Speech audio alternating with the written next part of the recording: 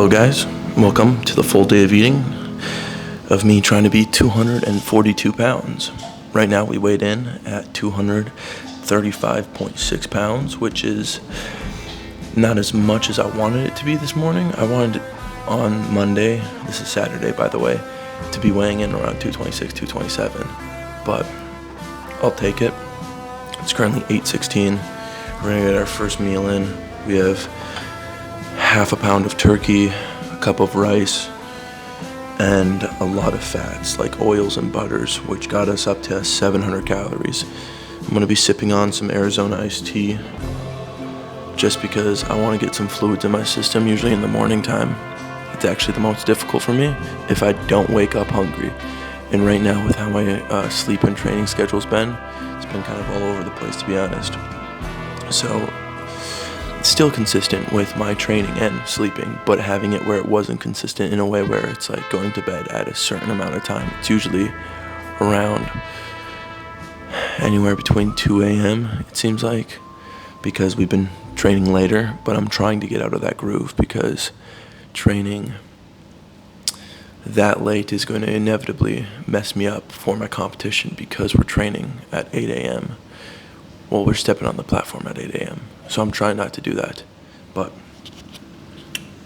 hence we're waking up a little earlier, and I'm slowly going to get to a point where I'm going to be training around, I think, 11 or 12 instead of like 6 p.m., 7 p.m. But yeah, we added like a tablespoon of butter and a spoonful of olive oil. This is some easier things just to get extra calories in. Yes, it's more fat, but at the same time, I'm not even counting my olive oils or my butters when I'm bulking right now because it's better to overshoot for me than anything. So this is just 700 calories without counting the oils and fats. If I did, it would probably be closer to 9. And I'm not even going to count this tea that I'm drinking. I'm going to look at it as just water. And it's like 150 per 12 fluid ounces. But I'm only going to be thinking about the food today because that's what mostly matters. So if we hit that 6K mark to 7K mark, we're probably overshooting that. But I'd rather be overshooting to get to my 242 than undershooting. A lot of you guys just undershoot and not eat enough. So I'm going to get this down, listen to music, and then go on and make our shake, I think. Alright, so now that it's 9:45 now, almost closer to 10. Food's digested. We're gonna have our 1200 calorie shake. I try to get this at least one time a day. Sometimes I get it for 2. Just depends on what I have. You know, throughout the days when I'm eating. Like if I decide to go out, maybe I won't have an extra shake. The biggest thing that I'm thinking of, that I'm always constantly telling myself, is one, I'm always telling myself I'm hungry. That I feel like helps. Because when you're telling yourself you're full 24/7, it makes you less motivated to eat. But if you go, hey, I'm always hungry, I'm hungry, your brain is eventually going to listen, and it's going to want to be hungry. That's my mindset going into this, as well as, you know, making sure I'm not full, you know. So just reminding myself, hey, I'm not full. It sounds simple, but when you actually start implementing stuff like that, it actually helps. It's like small things. It's when you get to that point where you just don't want to eat anymore, you know, when you're almost annoyed, but it just kind of helps, you know, even on the days where because everything's a repetition, like everything's the same every day, Groundhog's Day pretty much. So when you have it where things are starting to almost feel a little bland, implementing these kind of little tips or tricks or whatever you want to call them help me, and hopefully they can help you. But what I do to make this 1200 calorie shake is I use 1.5 cups of oats. I'm going to be honest, I got to get a food scale. I don't have one, but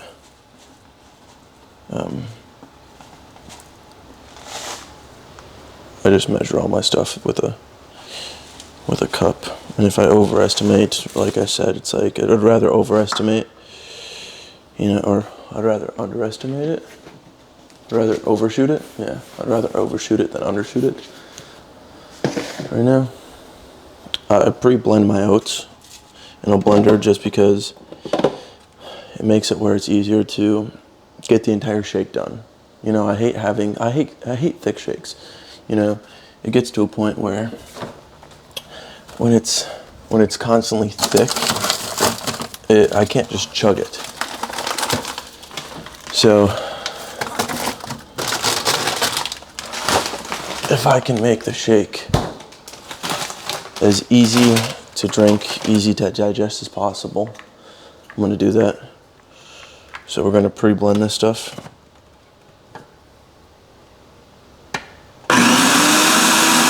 All right, now that it's pretty pre-blended, I usually get my fruits, right? So I do a cup of blueberries and then a cup of strawberries. I really need to get a weighted scale, but I'm going to be honest, I've been lazy about that because I don't really have an excuse, to be honest. I just haven't gotten one. For the amount of times I go to Walmart, I probably should. I go to Walmart, I feel like every single day for something. I'm going to actually take the rest of these blueberries because nobody likes that guy who just leaves like 2 blueberries in a bag.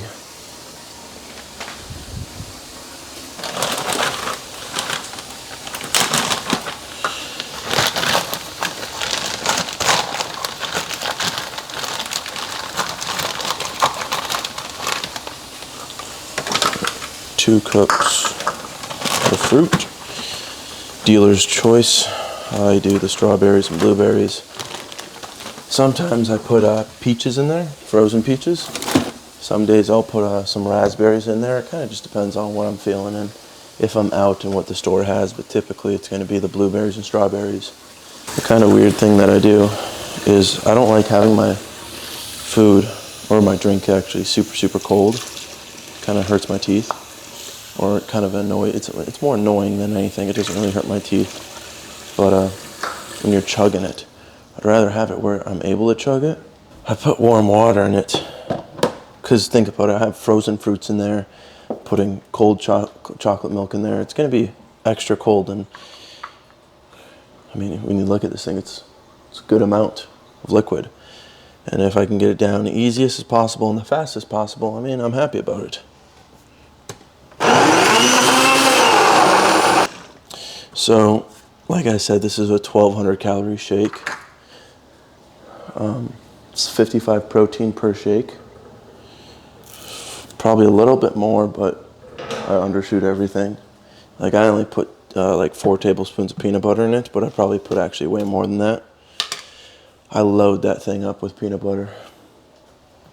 And I only do 2 cups of Fairlife. So 2 cups of fruit, 2 cups of Fairlife, cup and a half of oats, a banana, and then as much peanut butter as a man wants. Or a woman, whatever you choose.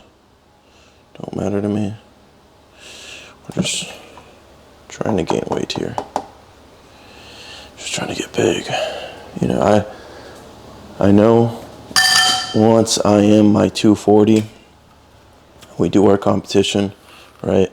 I've been thinking whether or not I want to keep going up, depending on how easy it is to keep eating and keep gaining weight, and then just do a mega cut, because I haven't done one. I was looking over through the old files, back in the high school days when I used to be super lean, when I was wrestling. I was just 195 shredded to the bone, had a nice 6-pack, but at the same time I was a twig. But because it's on camera, and when you get leaner for a camera, because a camera shoots a 2-dimensional image, and when you're leaner, you're more 2-dimensional than when you're thicker, because you become more 3-dimensional. You look bigger, but I know the amount of size and tissue I've put on in the last 3 to 4 years after high school is substantial. So I'm just thinking, wow, what would I look like? You know, dialing in, going back and like cutting down to like, I don't know, 210, 205. You know, how shredded would I be? But at the same time, I'd be very weak. And what happened? My camera cut out. But shake's finished. 1,200 calories like that.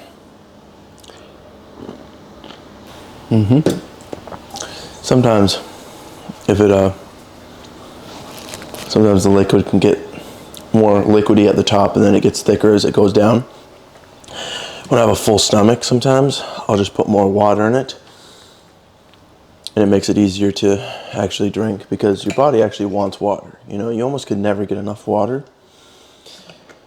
but your body doesn't like drinking milk 24/7. It doesn't like oats, doesn't like fruit 24/7.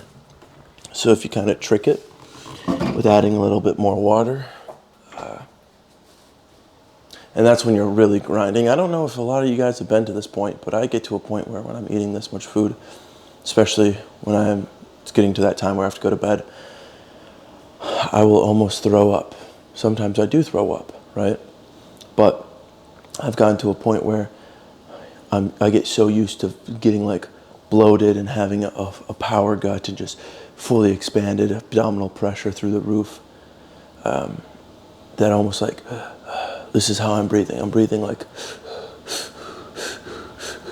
and I have to like roll over to my side, making myself almost have sleep apnea. But I get the best sleep possible, and I wake up super hungry. It's like the weirdest thing ever, that I have to push my body to be an absolute bear, where I'm just like so uncomfortable in bed. But when I fall asleep, I get the best REM sleep. And you don't even, like, scientifically, that's like not good for you either. I was talking with a couple of buddies of mine, and they were talking about how going to bed on like a full stomach and whatnot isn't actually good for like recovery on that point, because like it takes your body 2 hours to digest the food when you're sleeping, and then that's 2 hours less you're getting of REM sleep, or yada yada yada, you know, because your body's digesting it. But at the same time, there's a yin to yang for everything, you know. And everybody's so obsessed right now with recovery. You're seeing it with like, oh, hey, saunas. Oh, hey, ice baths. Oh, hey, red light therapy. Oh, hey, I'm going to do this. I'm going to do that. You know, oh, I'm going to train to failure. That's everybody right now on TikTok. If you watch every single fucking person on YouTube, they're like, yeah, dude, I'm trying this new workout, training to failure. Okay, dude, way to follow the fucking trend. But I follow my program, all right? There's a reason why I'm fucking deadlifting 800 plus pounds and 230 pounds, 6'2", right? And these 170 pound people are still benching 225, deadlifting only 500.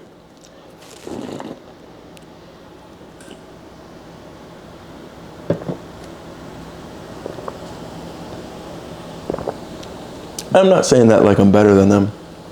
I ain't. But it's just interesting to see where everybody's just kind of following the trends of training. You could make an argument, oh, well, that's what's good. There's no really good, you know. There's no like right or wrong in all instances, because there's such a vast things that's going on, you know. Training to failure would be stupid in the terms of powerlifting, you know. The way I look at powerlifting is your program, right? Program's the most thing. If you're going to be a good powerlifter, you're going to be on a program. Any kid that comes up to me and talks to me like, hey, Sawyer, I want to get into powerlifting, usually the first question is, okay, are you on a program? If they say no, I'm advocating to get on a program, because a program is a mathematical equation, essentially, to prep and prime your body to be at its strongest during the last phase. It's like I can't walk around and deadlift 840 pounds every single day out of the week, any day of the week, 24/7, anytime, whatever, right? You can't. It's impossible. I could maybe do 700, right? Maybe 740, maybe 750, but not my 840, you know? And that's just how it is. Bon appetit. I'm gonna drink this. It's 10:02. Train around 12-ish, I think. We'll see what our training weight is. For me, I like to look at what is my morning weight, my pre-training weight, my post-training weight, and my nighttime training weight. That's almost irrelevant for you guys, right? But I like to just look at, because I have more time on my hands, right? I've gotten to a point where then I can I want to maximize almost everything that I'm looking at. So if I understand, oh, I had a really good workout, I like to look at like, okay, what are the factors that kind of contributed to that workout? My sleep, my training, my food, right? But also body weight plays a role into that. So if I understand what my pre-training weight was, whether I walked into that gym session today and I was 200 and, I woke up at 235, but I came into the gym at 237 and the weights felt good. Okay, well, hey, that's a good indicator that I want to kind of continue doing that.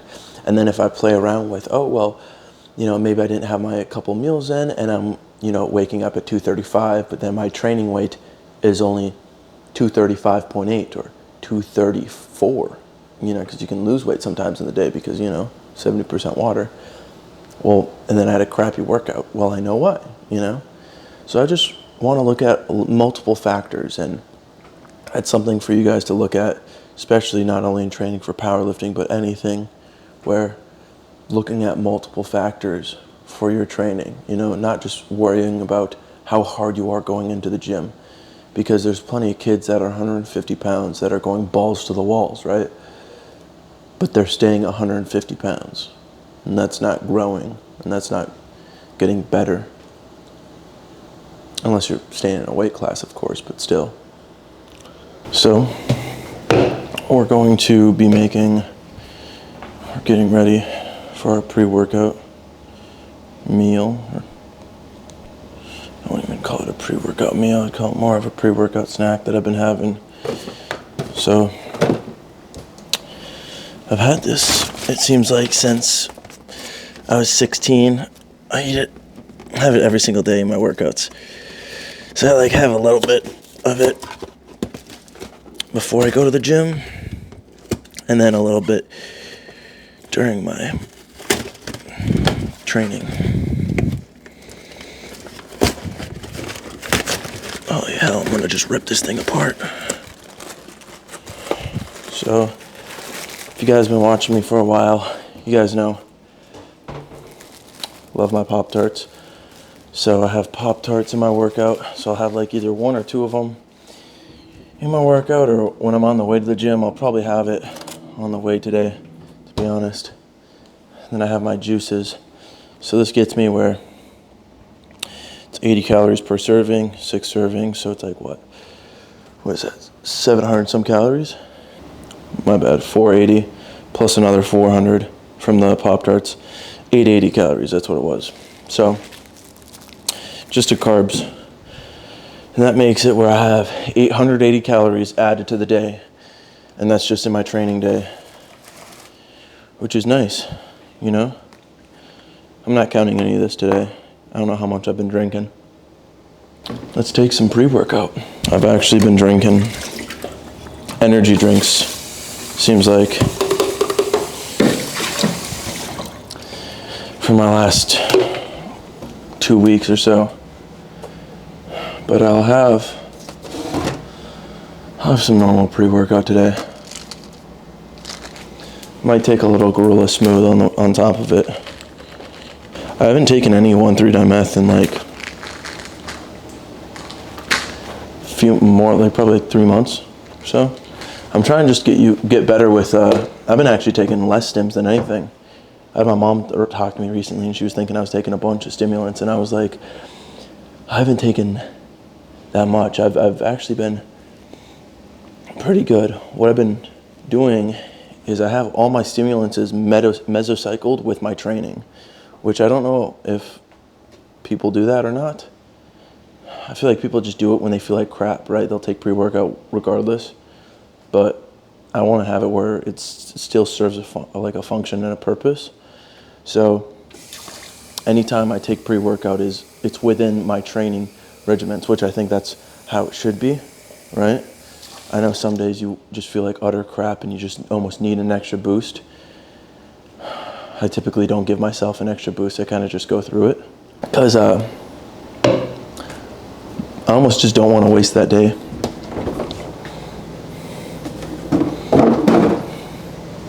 You know, because I hate having it where I take pre-workout and it just doesn't hit. So having it where I'm mesocycling it through. So when I'm having like a lighter week, when I'm deloading and then going into the like RP 6s and then 6.5s, not having anything for around a week to 2 weeks, completely no caffeine, nothing, no coffee, nothing. It seems to do me well. And then I'll slowly up the caffeine levels when I get slowly to a higher RP. So like I'll have everything mesocycle to like, okay, when I start introducing caffeine, it might be only 150 caffeine, right? When it's like an RP 6.5, but then finally when we get up to an 8 or 9, I'm having around a 450, right? But I only have that 400 to 450-ish or whatever on that Wednesdays or Saturdays, but nothing else throughout that. It stays like 150 on my Mondays. But today is a Saturday, so I might take 400. I think an ingredient that most powerlifters overlook, and I'm saying powerlifters, maybe some like strength training, like CrossFit junkies too, is beta-alanine. I remember Derek from More Plates, More Dates was talking about how people don't like it, or the reason why people don't like it is because the itching factor. He doesn't have it in Gorilla, right? Where did my tub go? Oh, my phone's on it. So the reason why he doesn't put in Gorilla, you know, that itching factor, and that you need to take such a large amount for it to have an efficacious dose and an effective way to have it, you know, for it to actually work. And they recommend only 1 scoop with this. I take 2 because that's a normal amount. But most people don't like 2 because they want to scratch their face off like they're on bath salts. But as soon as you get up to 2, you don't feel anything. Like I hardly feel anything on 2 scoops. And that's minimum. That's like equivalent to like 5 grams of creatine is the 2 scoops of beta-alanine. That's in the Gorilla Mind. I think that's 3.2 grams or something. So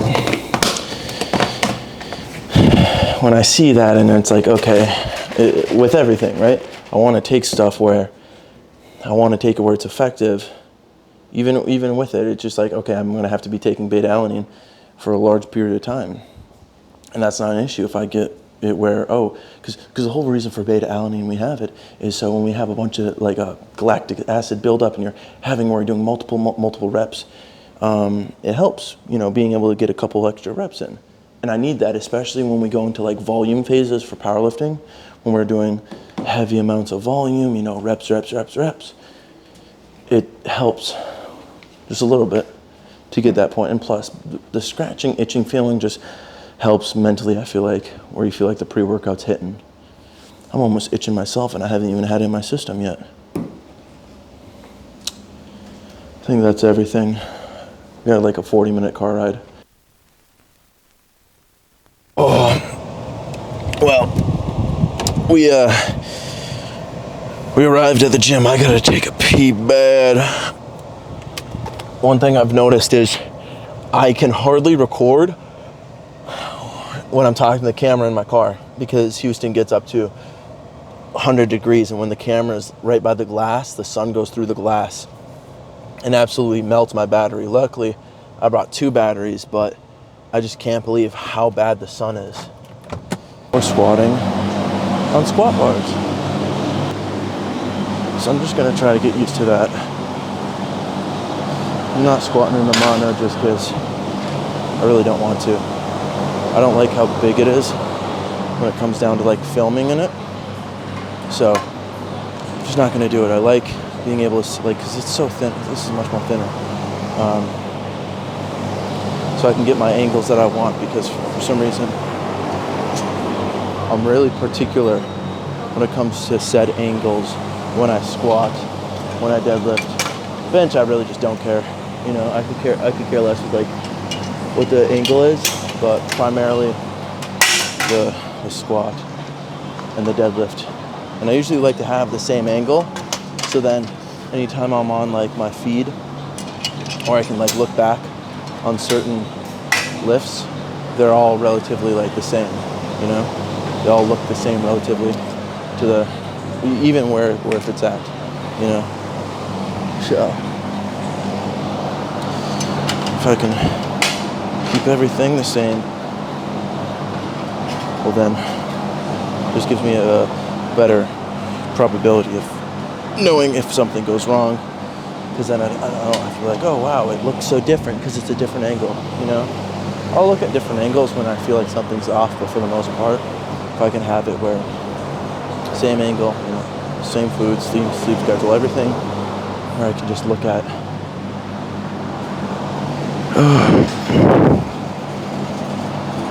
I have to work on my shoulder mobility today. I can feel it.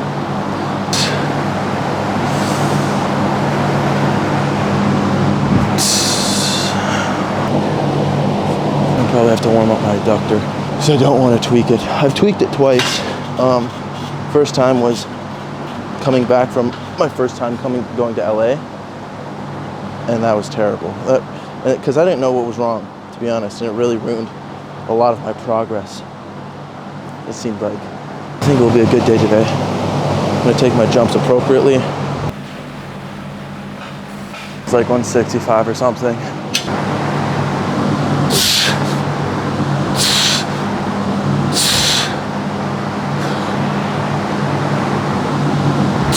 Oh yeah. Yep. Feeling good. This last couple of weeks has been where when I'm losing weight, when you lose weight, your leverages change, especially when you're a long bastard like me. So having it where I'm gaining weight and the weight's feeling like it's normal to me, and I'm getting more comfortable with how it's moving, because it's getting to a point where I'm actually supposed to be at this body weight.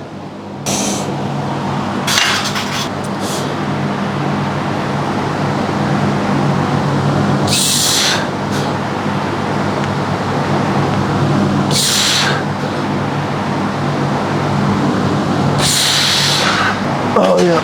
Oh yeah. We're feeling good today. We're feeling good. Oh, this is exactly how I wanted to feel this week.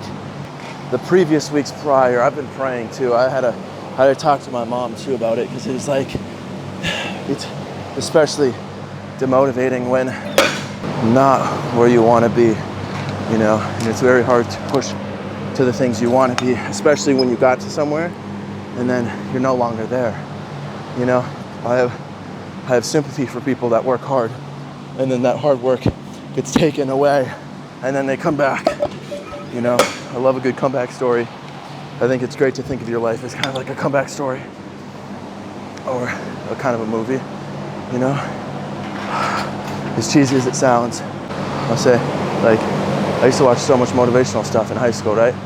And some people have ruined it for me because, like, they point out how cheesy it was, which I'm kind of disappointed in, but I still will watch it. It's like when people tell you, like, Santa's not real, or, like, certain things are stupid, right? And then you, like, kind of believe those, but it ruins the magic of how much motivation you got out of them, you know? So don't let people fucking rip your motivation away, you know? Whatever you watch or whatever that you feel like you're getting motivation. As stupid as it could be, like, you could think, like, people think, like, anime is stupid when, like, Goku's getting hyped up for Super Saiyan, right? But if that gets you motivated, like, whatever, you know, fuck them. By this time this video's up, we're close to it, Ivanka's is going to be having a restock on their shoes. So if you want to go buy some, they've become my everyday essential shoes. Personally, I don't like wearing anything but them.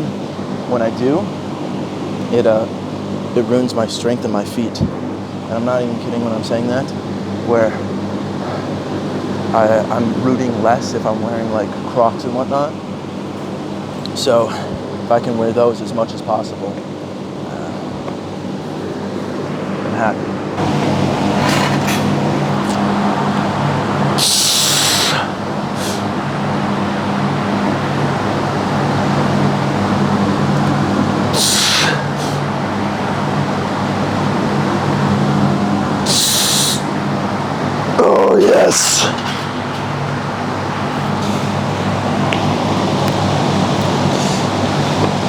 I'm an animal today. I am an animal. Oh my gosh. Oh, we're feeling good. Let's go. I'm so happy. Oh, that took forever.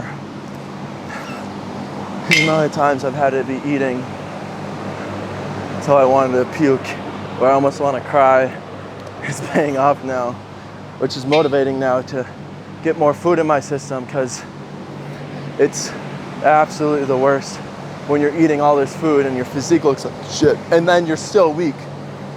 But as soon as the strength goes there and the body's finally recomping to it, it takes about 2 weeks to get used to eating all that food and using all that energy.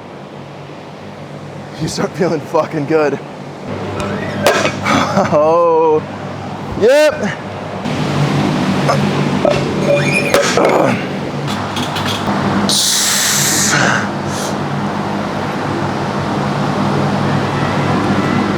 Oh, yes. Oh, yes. I can do this. I can do it.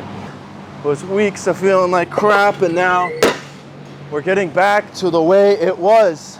Damn. I was having some shit days, I'm not gonna be honest. It's kind of like why I haven't been uploading on YouTube, because I've been just trying to get my crap in order, because I was not feeling good. But today we are. This is mine.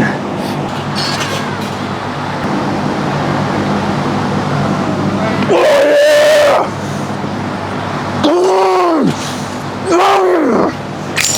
I am unstoppable. I will bet on me every time. Come on!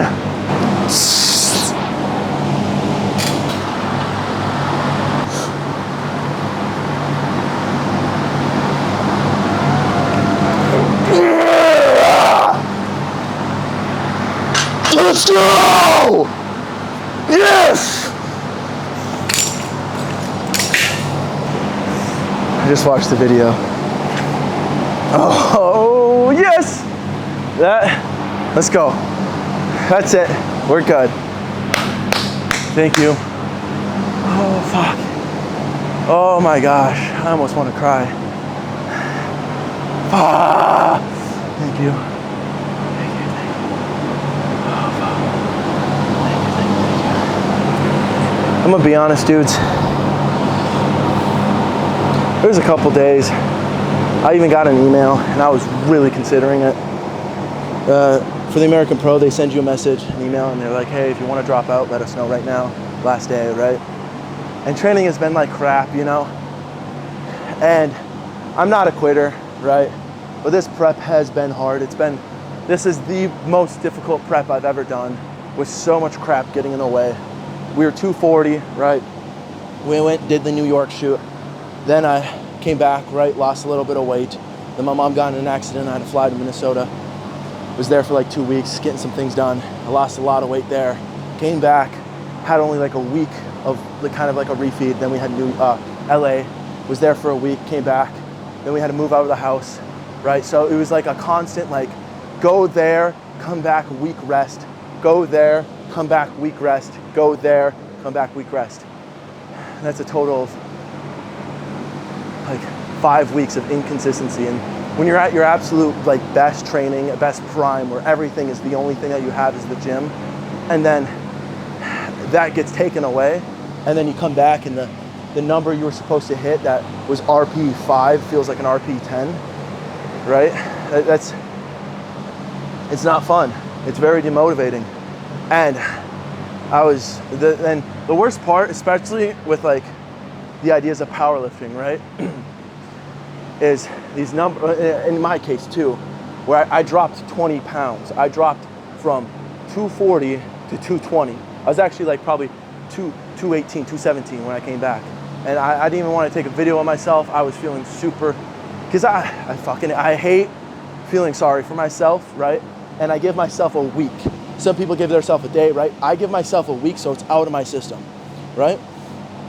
And it was a really hard week where I was looking at myself, I'm like, damn it, right? And when we came back from LA, we had like 2 weeks where I was getting my crap back together, and then we had to move to our new place. We had to bring everything up 3 flights of stairs, and that just like wrecked me. I had to pull my RP my end of the block, right? The next day after moving everything up, and I pulled 800 very slow, like you saw in the last video. That was only 800, and I was ripping that crap off the ground, right? Granted, great, I was able to pull 800 after like being only on 4 hours of sleep. That's like amazing to look at, but mentally you just feel like crap because you're like, this should have moved better, right? And having it where I'm not in my 240 range, and I wanted to be where I was 240 and I had 10 weeks to 15 weeks of prep, you know, because you can build so much strength off of that. And having it where coming back, I was in the bottom of the barrel, the one weight class below, and I'm having to build back up, not only in body weight, but in strength too, where everything feels heavy. So we're 6 weeks out or so, maybe 5. The meet's October 27th at the American Pro. It will be live streamed. I'll put it on my Instagram. I'll also put it maybe on like a YouTube chat or something, but this is 650. Our max ever was 700. We were tripling 660. 1 for 3, right? And we're on a good pace to hit something. I don't know what it is. I don't even want to say, yes, I'm cool with 700, right? Because I know deep down I'm not. Come on!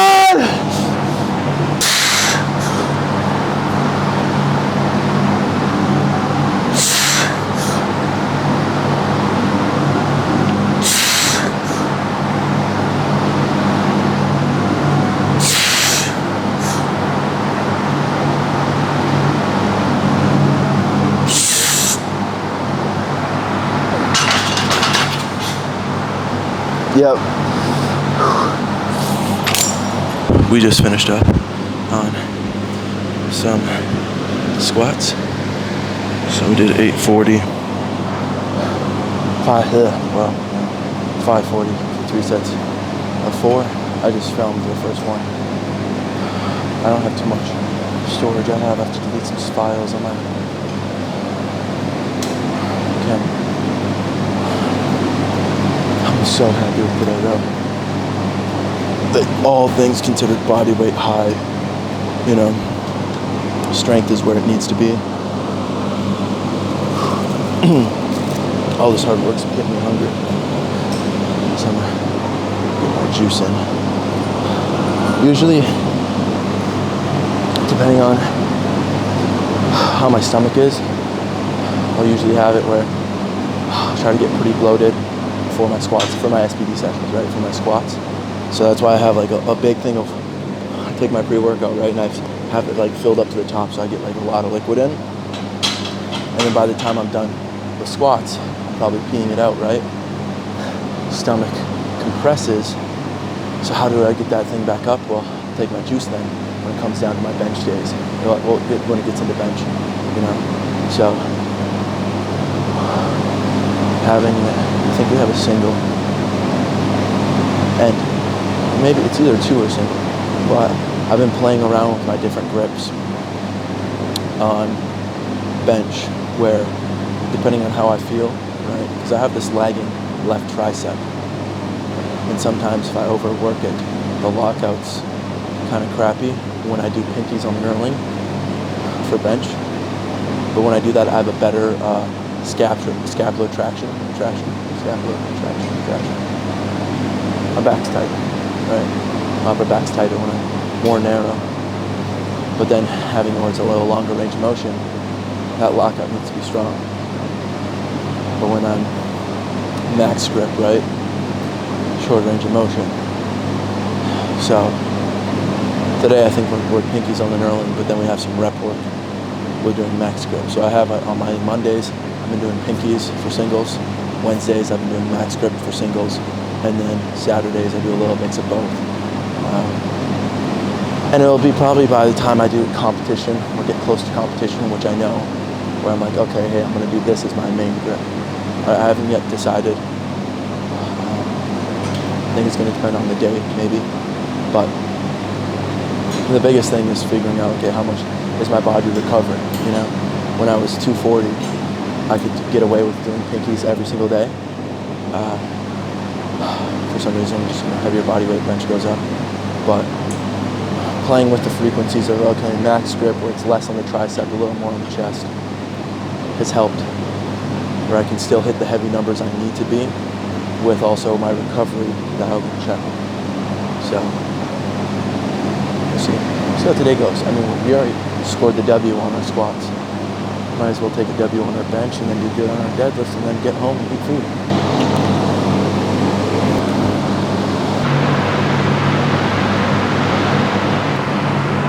Oh, all right. We'll get a plate on there and see how everything moves. I checked the program. We have a double today. So we did like 352 last week on the medium grips. So we might do around 364, 370, maybe 374 if we're feeling kind of greedy. It's supposed to be in an 8, I think, at RP. So I don't know yet. We'll go by how it feels. We did 385 for our singles on our Mondays and Wednesdays. Both different grips, so who knows?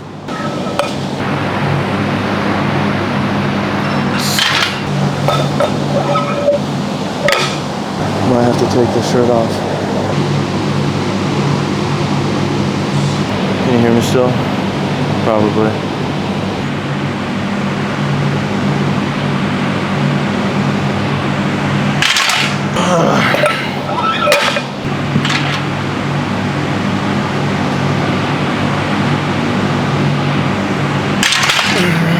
Yep. Oh yeah. So, do 330 for a 2. I'm gonna be super tight with it. I've been taking actually bigger jumps recently since I've been going more with my narrower jumps because it's not so much pressure on the pec. And I also want to conserve energy, especially being where I'm not a bench specialist. The biggest thing I think about right now with benching is, you know, with my unrack, right? And just having the weight fall, like guiding it, falling with it, you know? Same thing with like squats, just letting the weight go down how it's supposed to. Not try to bring it into a certain pattern, I just let it go. And then keeping that same tension and pressure, almost reversed it, you know? So it's like, and then I'm just letting all that force that came down with all the pressure that I have built up and the tension in my legs, my lats, everything, and then just push off me.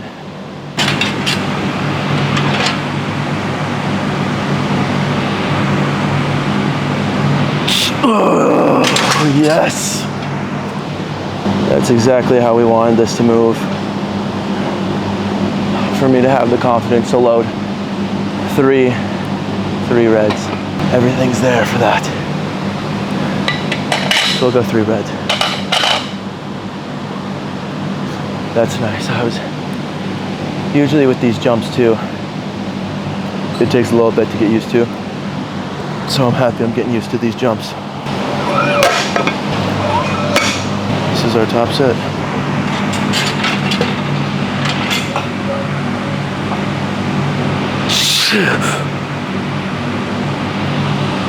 Yep. Oh yeah, there we go. There we go. Oh yes.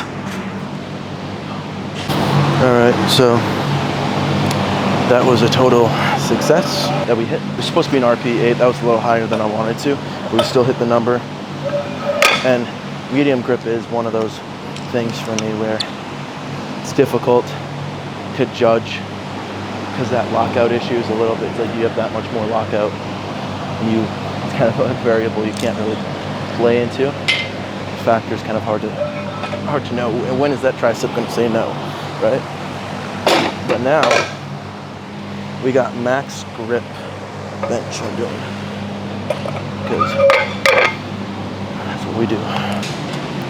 I'm just stoked about that 374 for 2. No lift off, just brute strength, unrack, self unrack. Boom. Oh, what a great day. Great day to video too. Usually when I film, sometimes it kind of gets crappy.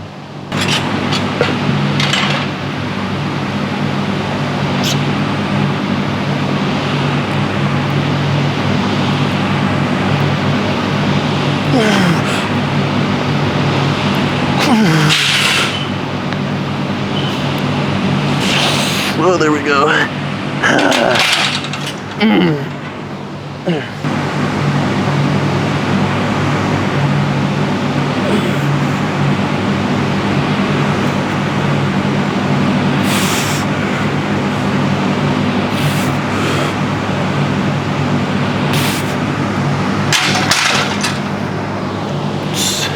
We're gonna finish up with some deads, and then we have some accessories pretty much.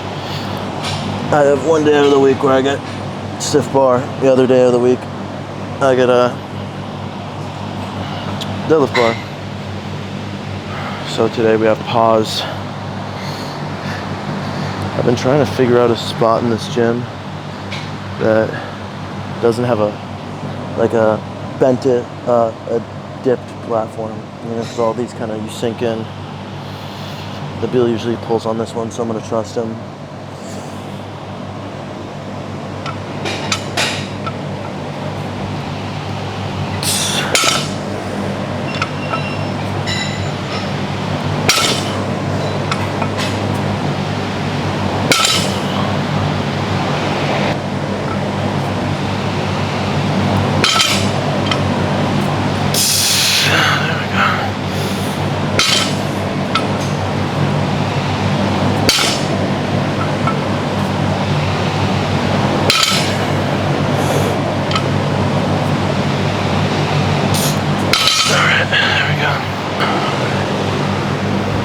I think I'm gonna just keep it at a 485 today. I've been keeping it pretty damn light. The only thing I'm really working on is both my patience on the ground and my wedge points, because that's really what matters most when I'm pulling on that deadlift bar.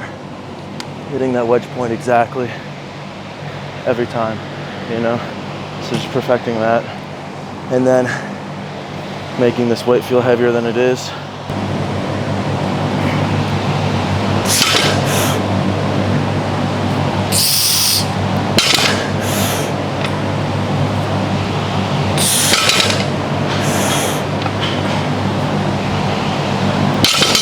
Today's clicking.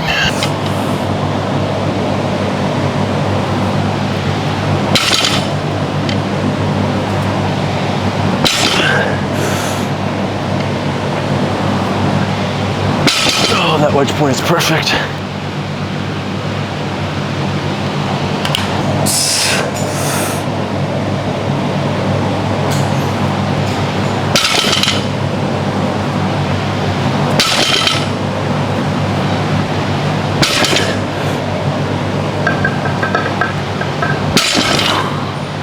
Here we go.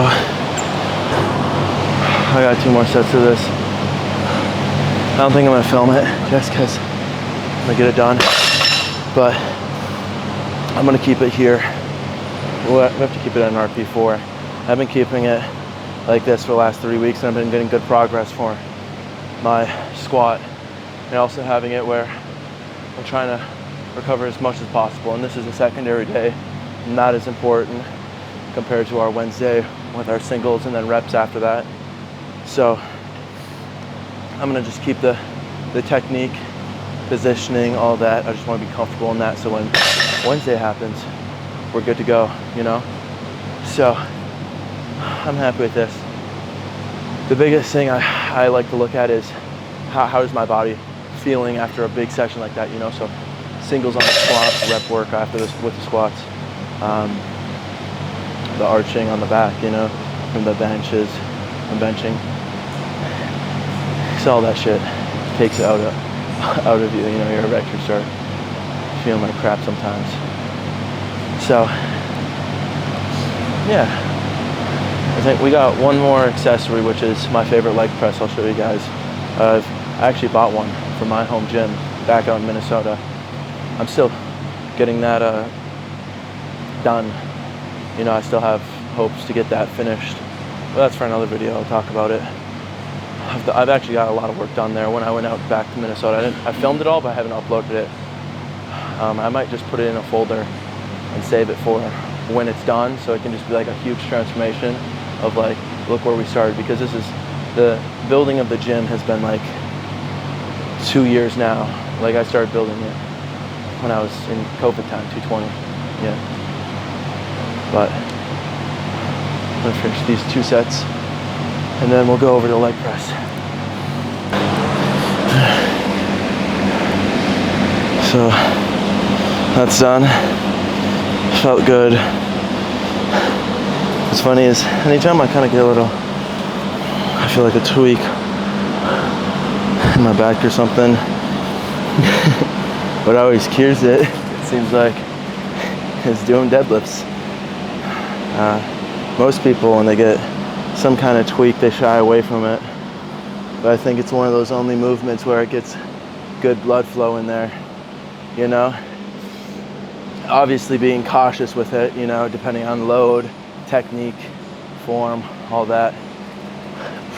But it's funny, after I was done with like benching, all that arching and whatnot, being like overextended, and then being back into a neutral position, you know, torso is not stretched out, you know, you have your brace on point, you know, chest not stretched out. Just feels good.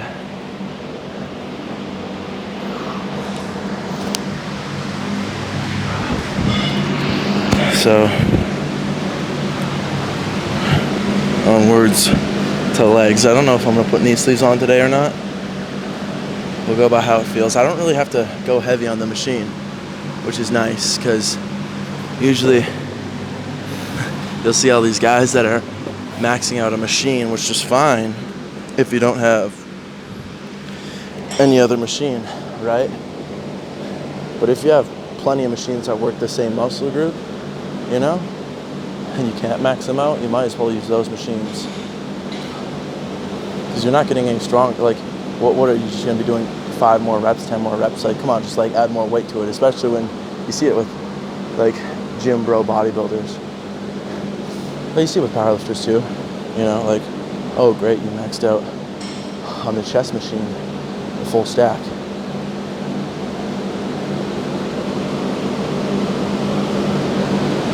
So this leg press, you don't max out if you're doing it correctly, you know. I'll show you. I'm gonna unload the weights and then we'll go to the leg press.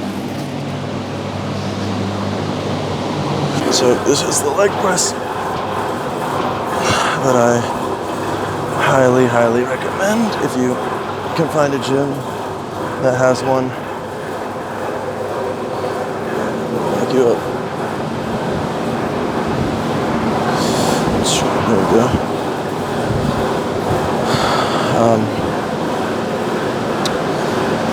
You might be asking yourself, why this leg press? Well, I recommend it for anybody that's super leaned forward on low bar squats, which is a majority of people, you know. I don't know if it's really depends on, like, if you have longer legs, I recommend this leg press, you know. And if you feel like the belt squat isn't something that's benefiting your low bar, I recommend it. I recommend this leg press. I guess it's squat on accident. This leg press.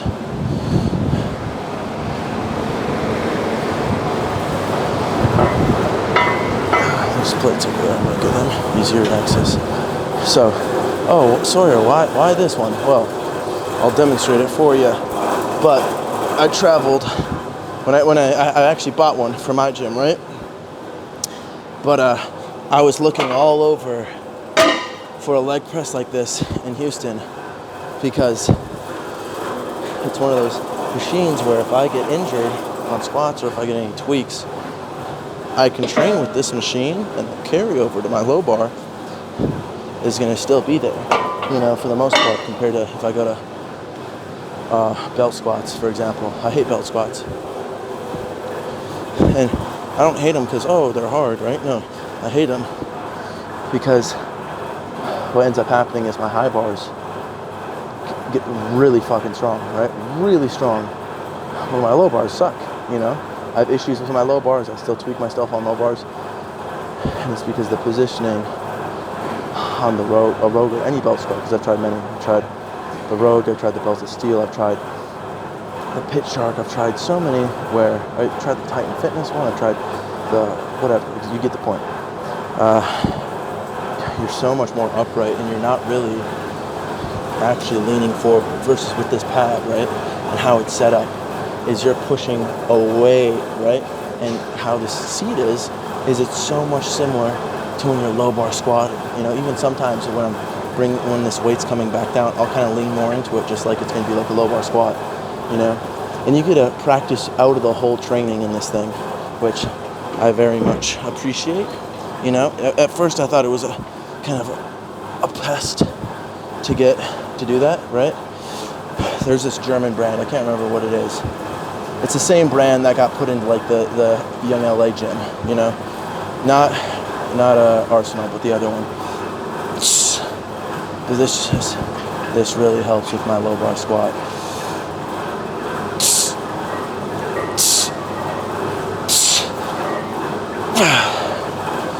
And I wish I was joking. I wish I was like, no, I truly believe it.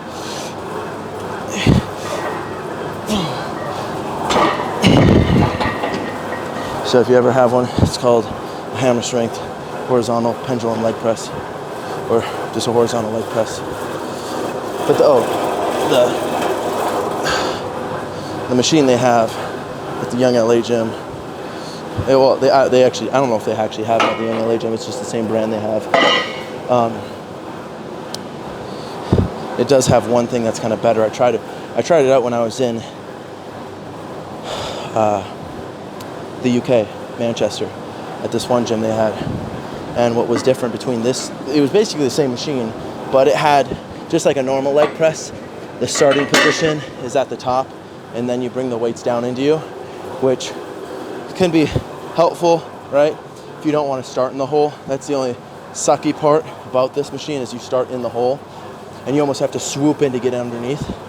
But if you can work with that, I tell you, man, you'll get some crazy gains, especially coming out of the hole on a squat. If you even see my low bars, right?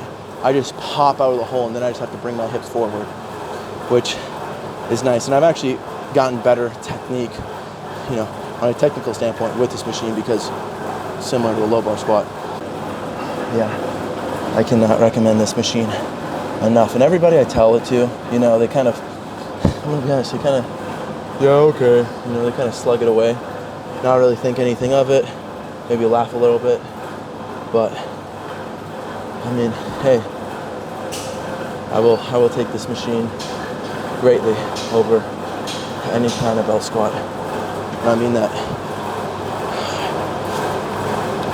That's the reason why I bought one of these things. And you don't max this machine out. You don't, right? I'd be fucking impressed if somebody maxed this bitch out, you know? I'm not talking with some like deep dish plates. I'm talking about either some regular 45s, or even if you want to, because it's plate loaded, you can throw in kilos. Kilos makes it really difficult, you know? Especially when you're starting the hole. You maybe could max it out when you're with the other machine that's like this. I almost want to say it's Punani, but I don't know. I don't think that's even the name of the brand. It's some German or Swedish brand. I'll stick with good old American hammer strength because that's all I could afford at the time. Actually, I got it for a killer deal. I got my, I think I maybe had a video on it. I can't remember if I uploaded it, but I got this leg press, a squat rack, and then like a cable bench machine for a couple $100. I had to drive like 6 hours for it, but definitely worth it. There we go.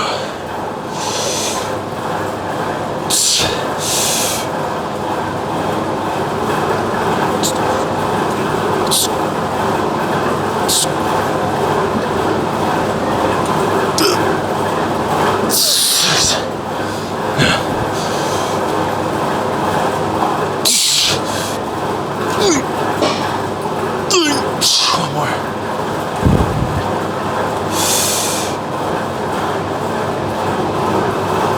Oh, yeah. I'll put up one more. Oh, crank. Put a 25 on it. This machine, you don't really have to go too hard on it because it's a positional machine, you know. I think having almost like some stability in positional machines in your training is good. I don't even think positional I don't even know if positional machine is even a real word, but it sounds right, you know, because I'm able to keep my position and it's a machine and I get results. Take her a little easier with this one. Granted, we don't have any knee sleeves on, and I'm feeling the weight out today.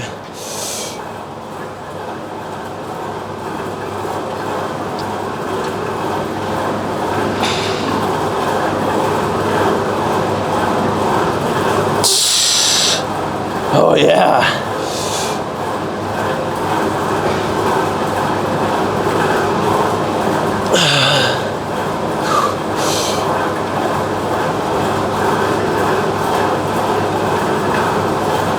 One more.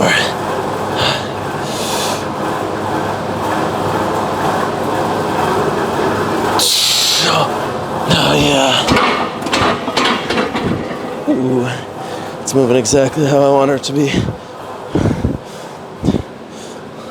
We'll keep some in the tank because we're probably going up next week on squats.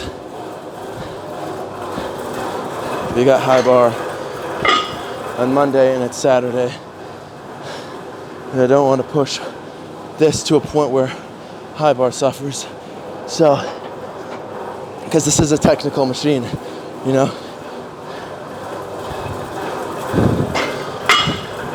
Oh. Whew, I'm happy. We have a good workout today. Pop-tart break. I might as well get this one done. I was thinking I was going to eat it in my car, but I think I'm going to eat something else. When I am super thirsty and it's hard to eat, I just have some water, especially with like a Pop-Tart. I can just like shove it in my mouth and swallow it like a pill with some water. Easy 400 calories. I think a big thing people underestimate is time. Or overestimate it. I don't know which one to be technically. I just think that, you know, I can't eat I can't eat now because, you know, I gotta wait 2 hours. But it's funny because it's like it takes sometimes 15, 30 minutes to make the thing, you know. So by the time you make something, right, and if it's something that's like warm, like, I don't know, let's say pasta or some shit, and let's say it takes 30 minutes to make it, you know, there are 5-10 minutes of letting it cool. It's about 45 minutes, you know. So you only really need to wait 45 minutes, you know, maybe an hour at most. And then making your food is the process, and then you just can eat. Versus the people that waited 2 hours, then they're hungry, then they have to cook it, and then that's 40 minutes, and then they're not hungry anymore. You know, so it's almost better to like beat your brain before it gets hungry, you know, beat it to it. That's what I'm doing right now with these, because I'm going to be eating a bigger meal soon, but I still got a 45-minute drive. So we just finished up this session.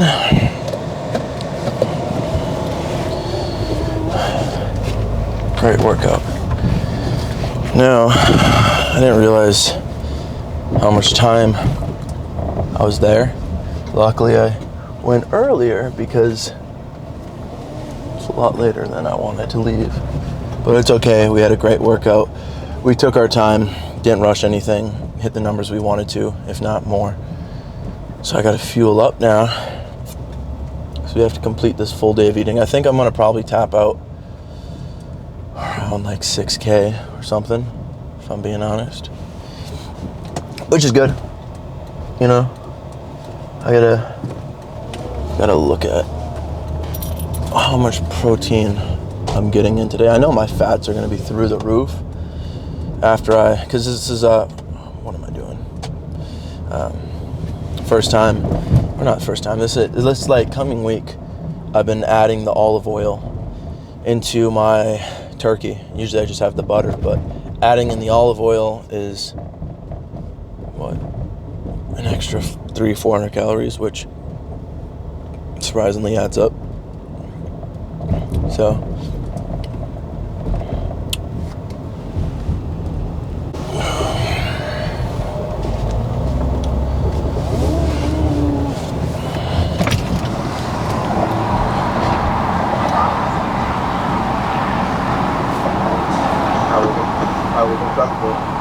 hi, could I get a grilled cheese burrito on with beef? Yep. And then could I get a soft taco supreme? Yep. And then what was that? Just one. And then could I get a Doritos cheesy gordita crunch nacho cheese? And that'll be it. Awesome, thank you. The fuck? So weird. So many times I've went to Taco Bell and it ranges from 14 to 12, and I wonder what it is. I might pay attention to my receipt next time. I don't know. Maybe some dudes snagging themselves an extra burrito, which I mean, like, hey, go at it, but don't do it on my watch. Don't do it on my dollar. I don't got the money to hand out free burritos to the people that work at Taco Bell.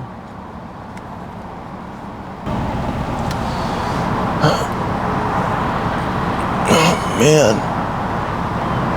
I slept on my neck wrong. Dude, I don't know if my hair's thinning or not. I was looking over footage of when I was younger, like 17. And my hair looked super thick. And I'm wondering, my hair must have thinned a little bit. You know, it's common when you're younger, or when you get older. I'm 22 now, not 17, 16. And I definitely have longer hair though too. But I'm like looking at it, like, kind of like right here, thinking I'm thinning. But I was wondering, I was like, dang, if I'm balding, do I gotta go to Turkey? Or do I shave my head and just have a beard? Do I become that guy? I don't think I'll have bald hair though. Because it's like one side of the spectrum, right? Dad, no hair, pretty much, right? Just like looks like one of those bald cats. But not like those cats that are born bald. It's like those garbage cats that smell and are terrible and then have no hair.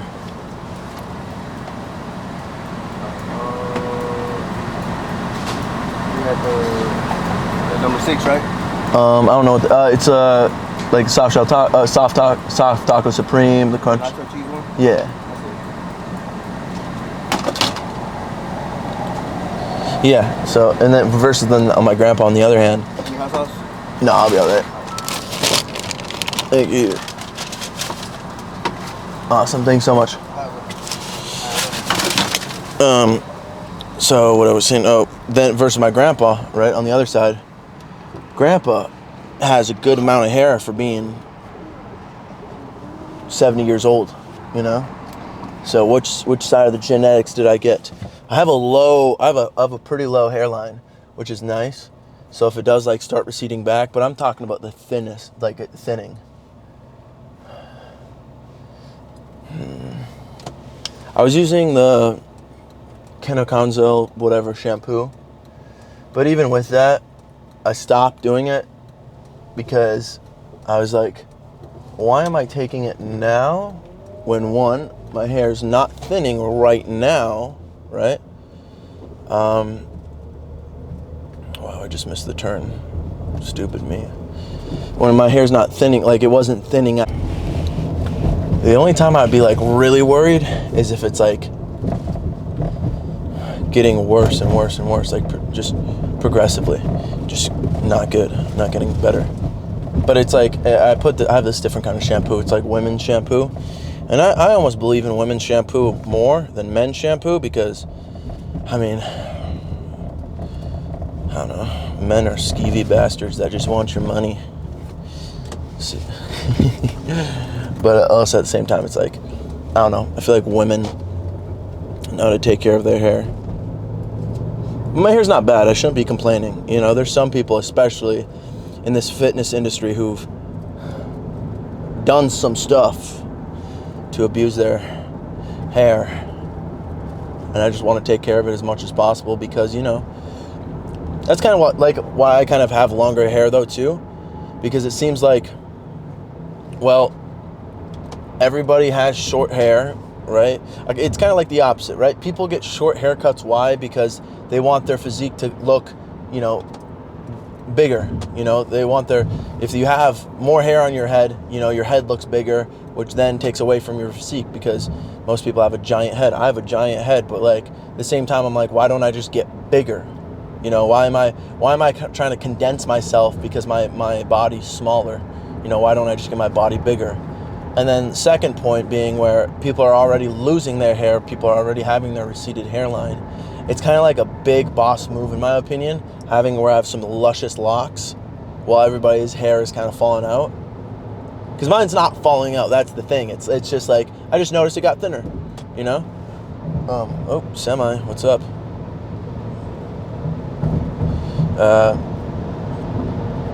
Which could be attributed to a lot of things. It could be stress, just genetics, right? But it's not like I'm getting it receded, which is good, you know? I got Taco Bell.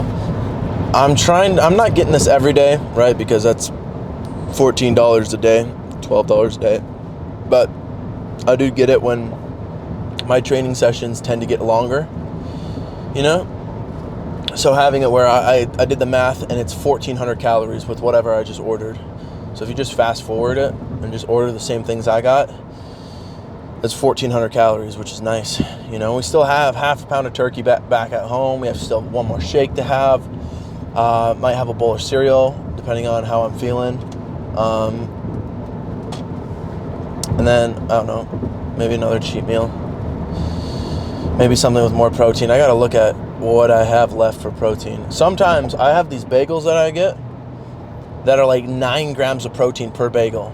And I know a lot of people are so weird about like where you get your protein from. You know, they're like, oh, 80% needs to be from beef or 80% needs to be from meats or whatever it is, right? I mean, I got this far without it. Dude, high school, I remember of course. I remember when I really didn't have too much money, right? And what is happening? What the fuck?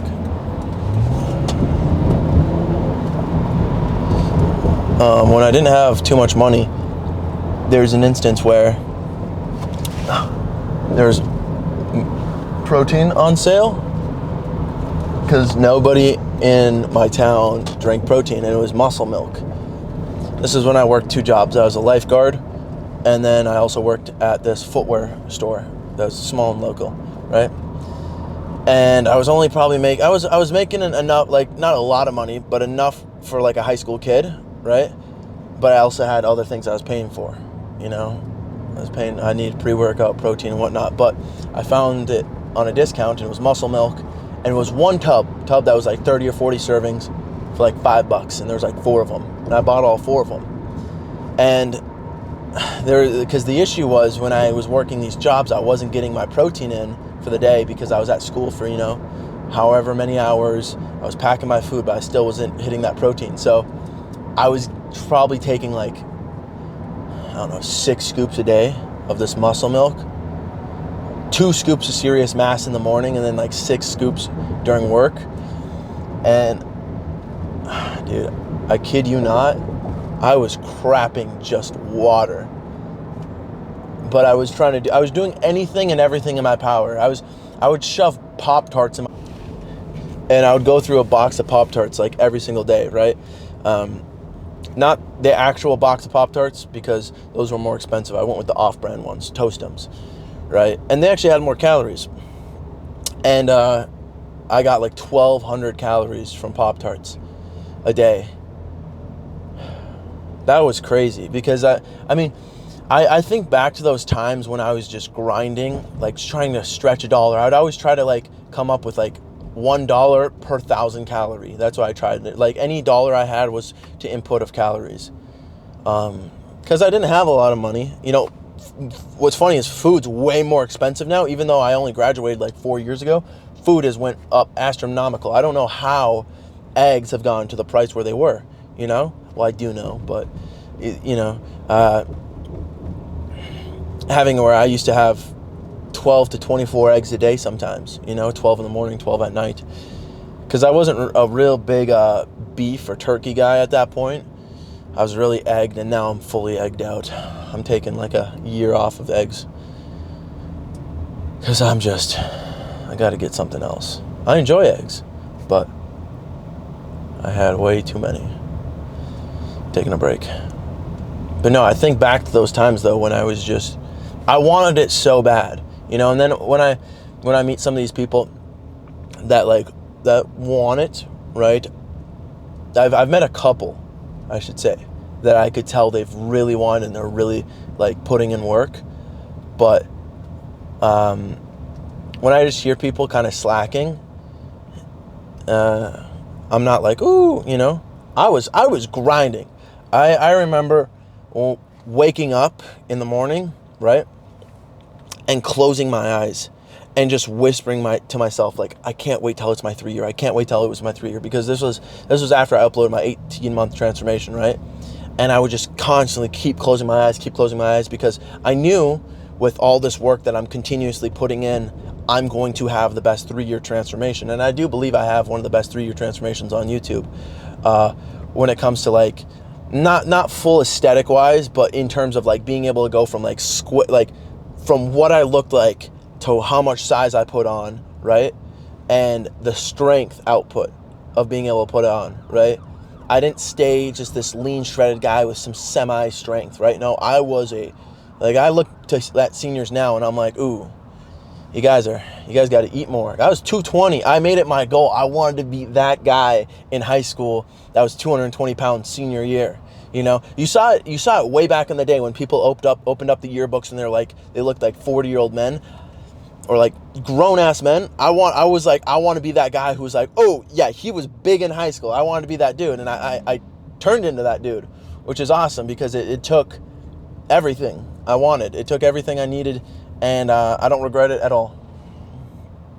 I have it where, and I sometimes think like it's crazy to me how motivated I was to get all that stuff done, you know, and that's what kind of still motivates me now. When people ask me like, oh, so Sawyer, how do you stay motivated, right?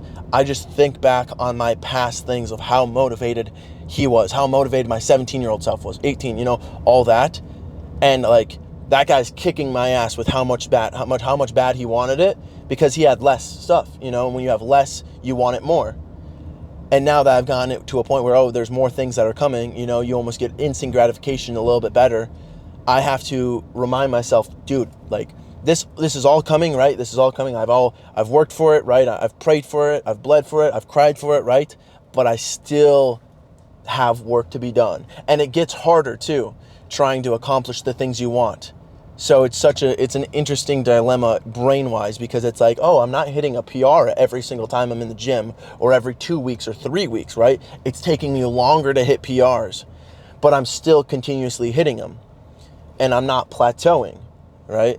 There's so many people that think they're going to plateau out. I don't think that, right? You're not going to plateau. You're not going to plateau in a couple ways in this aspect, right? If you're still super young, if you're not 45 or 50 years old, right? If under your training belt, you're still training and you've been training for less than 10 years, right? On top of that, even if you've been training for 10 years, you still can be keeping progressing, because guess what? You have other factors you can look into: your food, your sleep, your training. How much weight are you gaining, right? I gotta fix this because it keeps on cutting out. So I was just looking back at like how lean I was in high school, and it was cool. And I was talking to the Fagans about this, and they're like, dude, just shred down. And I'm like, okay, it's cool that I was that shredded, but I was weak, you know? I don't get anything out of being that lean. I really don't. You know, I don't have a 10 out of 10 10 out of 10 look when I'm shredded. Not yet. I know I can by the way I can visualize it. I can see it by the way my insertions are. It just needs more mass. Some people are built where they can add only like, wow, I'm out of time.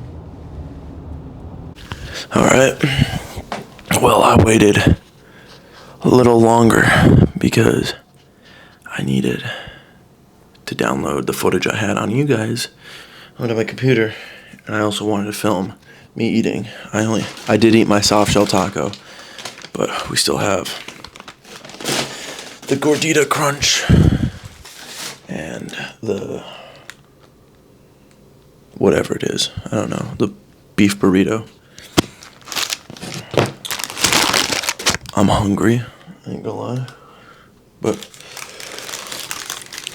I also wanted to film it for you guys because this is a full day of eating, full day of training, full SBD session, all that. I'm so happy how much the food's paying off now. Feels good. Oh man. 2 down, 1 to go. Wow. Look at that. Burrito demolished. 10:18, which means I got enough time to shower up and then have a shake. Also have some turkey. One thing that I've noticed is if I take a shower, after I'm out of the shower, I'm hungry again. So sometimes I've had it to a point where when I'm eating so much food, I'll just hop in the shower and then get out of the shower and then just eat more food. I'm gonna have a challenge. I usually like doing this if I sit somewhere from across a timer, or a clock. What I'll do is set a number in my mind, like, okay, as soon as the timer hits this time, I have until it hits this time to finish my food, because it can be a little easier to, get distracted if you don't set a time limit, when this food needs to get done, especially where it's not like I'm rushing to go to bed because I have to wake up at this time to go to a 9 to 5, right? So there's just boundaries I've been setting, because before I had boundaries already set, like, oh, hey, I have school at, 8 a.m. or 8:30 or whatever. Or I have to be at the gym by 5, so having it where I was already on a time crunch, being able to get things in my mind like that helps. What's up, my friends? It's currently 1. I'm gonna drink this Fairlife instead of making a shake just because Nabil went to bed. I don't want to make him up. I don't want to wake him up. So that's 1. Training took longer just because I was filming today and I was talking to the camera a lot more than I'm used to. So a little behind, but not too bad. I have been sipping on this, tea. It's probably like halfway filled. Yeah. 150 calories per 12 ounces, 11 servings. I have no idea. Maybe like 600 calories I was drinking. Maybe 8 from that. I'm not gonna count it though, because let's be honest, it's not cool to claim calories from a juice that is like this. It's not cool to claim calories from a juice that's like that when it's in the workout. But I will claim chocolate milk. So I'll measure it out, see how many calories I want of it. I really gotta get a scale. I really do.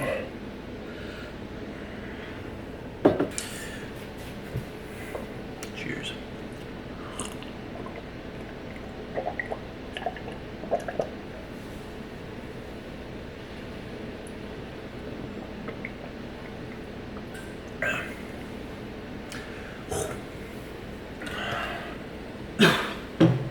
Well,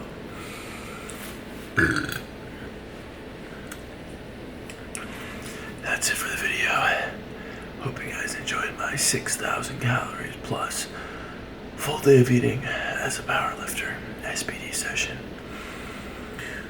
We're gonna be 242, and we'll probably get actually a little bit heavier. Just because, we can. We have the potential to. And I want to. I really do. Especially with summer coming to an end.